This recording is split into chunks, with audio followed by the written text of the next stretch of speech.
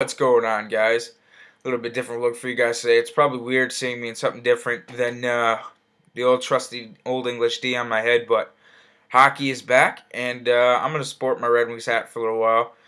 So, Justin Upton saga is finally over, and he ends up in Atlanta, and I think this is really cool for a number of reasons. I have a little bit of spite towards this trade because I'm not going to lie, I really wanted the Tigers to go get Justin Upton. The probability of that was low from the start. We were teased a bit here in Michigan. I love MLB trade rumors, but there was quite a few times where they posted Dombrowski was talking to Kevin Towers about getting Upton. And there was a lot of time when Peralta was talked about getting traded to the Diamondbacks that I thought there was a chance we were going to get Upton, package Peralta and Porcello. And Castellanos maybe to get Upton and maybe someone back with him. But that never really happened. But the Upton saga is finally over, and I feel bad for Justin Upton. I mean, he posted that one, he posted that near MVP year. I think he finished 4th in MVP in 2011. And, there was talks of trading him in that offseason, too, in the 2010 offseason, and he didn't get traded. And then, this offseason, unlike the 2010 offseason, the talks heated up even more, more than ever. I don't know why they were so quick to move Justin Upton. I mean, he's only 24, he'll be 25 this season. I think he butted heads. He had to butt heads with Kevin Towers or Kirk Gibson. Some stuff had to go on behind the scenes to move a guy that has so much upside still and has shown glimpses of it. He's had really good seasons. And for them to move him, I felt bad for Upton because this went on a long time. Spring training is, I think, 17 days away, and the rumors were getting harder and hotter. They took down the Uptown sign down at Chase Field. It said it was, they already told Justin they were going to do that last season or something. So, the Diamondbacks don't mess around. They're not afraid to trade. Their players away if they don't feel that, they're I guess, fit their mold for their franchise. I mean, look at Trevor Bauer, who is a first-round pick, and he got dealt quick, So, the Diamondbacks end up trading. Let me get the specifics up here. I should have already had this up and going for you guys. Here we go. I know they traded Justin Upton and Chris Johnson to the Braves, and the Braves sent Martin Prado, Randall Delgado, Nick Ahmed, and a couple other people they got. It was a 7-player trade overall.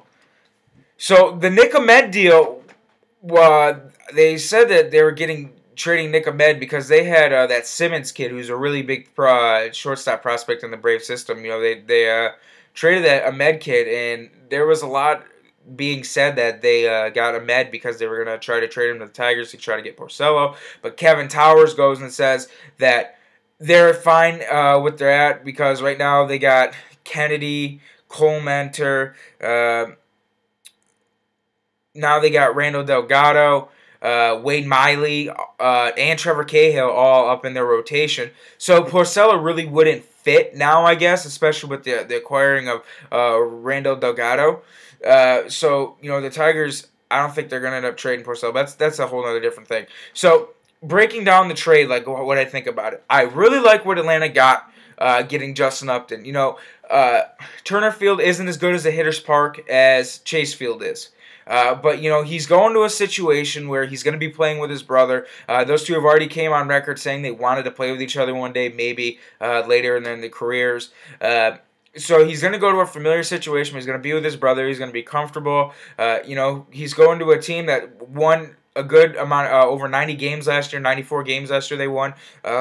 They got a really good lineup. You got Freddie Freeman, you got Jay Hay, you got B.J. Upton, now you got Justin Upton, Dan Ugla, Brian McCann, when healthy, he's one of the best offensive catchers in baseball, and you got a good young rotation there. Their bullpen's good, especially with Craig Kimbrell locking down games in the back. So the Braves got a nice team, and just adding Justin Upton, because they lacked a right-handed power bat, just adding Justin Upton there was a really nice move. But it sucked. The one thing I didn't like, but they had to do it, they gave up Martin Prado. Martin Prado is a very underrated hitter. A few years back, after Dom Young had that monster playoff series against the Yankees, and we got bounced by Texas in 2011, Dave Dombrowski tried pulling a quick one because Prado, I think, had a down year. He was hurt. Dombrowski tried trading Delman Young for Martin Prado, and I guess the Braves weren't having none of that, which I don't blame him.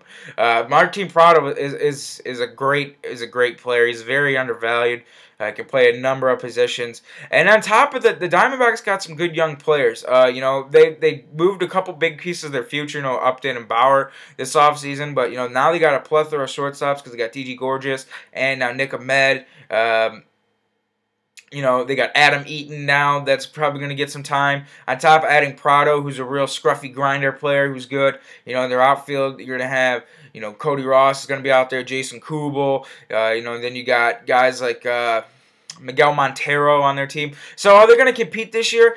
I don't know if they could probably be a 500 team, depending on how good their rotation is. Their bullpen's pretty good with Putz and Hernandez in the back of the rotation. But I definitely like to trade on the Braves side for right now because Upton is on a nice team-friendly deal and he's under contract for 3 more years. So he's going to be playing in a nice situation. And that Braves outfield's really nice because you got 3 guys out there that are all 20-20 guys. BJ Upton, he stole over 40 bases. He could be a 30-30 guy. Upton, he could probably be a 30-30 guy. Justin, that is, if he stole more bases, because he stole 20-some bases pretty much every year. Jason Hayward, he could be a 30-30 guy. But you got 3 20-20 guys out there that are gonna steal at least 20 bases, hit at least 20 homers, and you got probably close to 250, 260 RBIs out there between the 3 out there just in the outfield alone. If each one of those guys could drive in 80-plus runs, which is not out of the realm of possibility. Hayward had a really good bounce back year. BJ Upton, he's kind of streaky with the way he hits, and Justin Upton, he's up and down too as well. He's had some injury problems, but in all 3 of those, if both Upton stay healthy and Hayward doesn't have another down year, like I said, you got 3 20-20 guys out there. Each guy's more than capable of driving in 80 runs. And then you got young studs like Freddie Freeman who just murders the ball. That's a good young team right there. And they will make some noise again in the NL East, and they're a good young team too. I'm excited to see what Simmons does this year too. But the Diamondbacks, they've compiled a lot of young talent, and the year they went to the playoffs, everything kind of fell into place. It was one of those miracle seasons. They had a couple big winning streaks. Justin Upton had a great year. Miguel Montero had a great year. Chris Young had a good year. Ian Kennedy nearly won the Cy Young. Cole Mentor had a really good year. Paul Goldschmidt had a good year. So, a lot of things fell in place for them to win the NL West in 2011.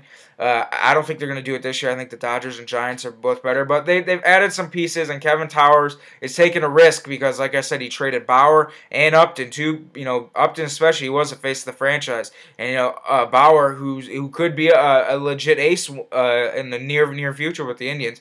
So, he's made some risky moves, and he's traded away 2 big star names and on their team. But, they got some good young talent back. But I definitely like this trade on the Braves side, and I definitely think this draws the Braves a bit closer to competing for the NL East title with the Nationals, because I still think the Nationals are the best team in that division just because their pitching staff is so good. They got a good offense, and, they play good defense, and their bullpen's pretty good too.